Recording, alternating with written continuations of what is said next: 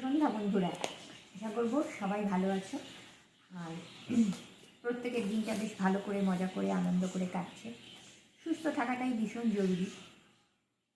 আর রাস্তাঘাটে আজকে এখন যা ভিড় চলছে চৈত্র সেলের জন্য, মানে হাঁটতে পারা যাচ্ছে না, প্রচণ্ড ভিড় রাস্তায়।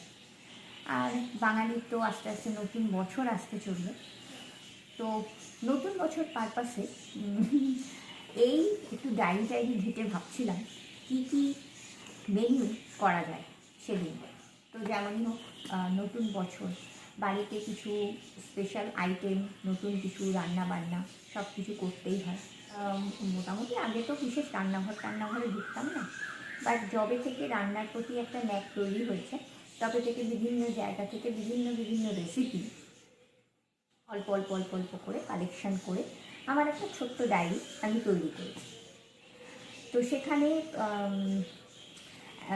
পয়লা বৈশাখের জন্য দুটো মিষ্টির আইটেম আমি সিলেক্ট করছিলাম।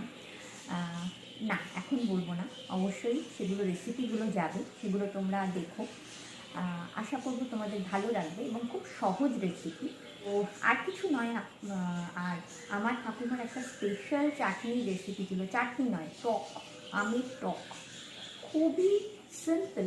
বাট পয়লা বৈশাখে যেহেতু অনেক রান্নাবান্না হতো, তো মানে মাছ থাকতো, মাংস থাকতো, তো তার সঙ্গে মিষ্টি থাকতো, তো টকটাকে একদম সিম্পলভাবে করা হতো এবং রান্নাগুলোও চেষ্টা করা হতো খুব সিম্পলভাবে করতে। মানে রান্নাবান্নাও বজায় রইল, প্লাস টাইমও সেভ হলো, সেরকমই কিছু। ওই ঠাকুমার যে সিম্পল টক, মানে আমের টকের রেসিপিটা আজকে আমি তোমাদের কাছে পাঠাচ্ছি, তোমরা অবশ্যই দেখো। আর একসঙ্গে তো ওরকমভাবে রেসিপি করে আমি পাঠাতে পারবো না, তাহলে প্রচুর বড় হয়ে যায় ভিডিও, যেহেতু আমি অবশ্যই শর্টস ভিডিও পাঠাই। তো দেখো, আশা করবো তোমাদের ভালো লাগবে।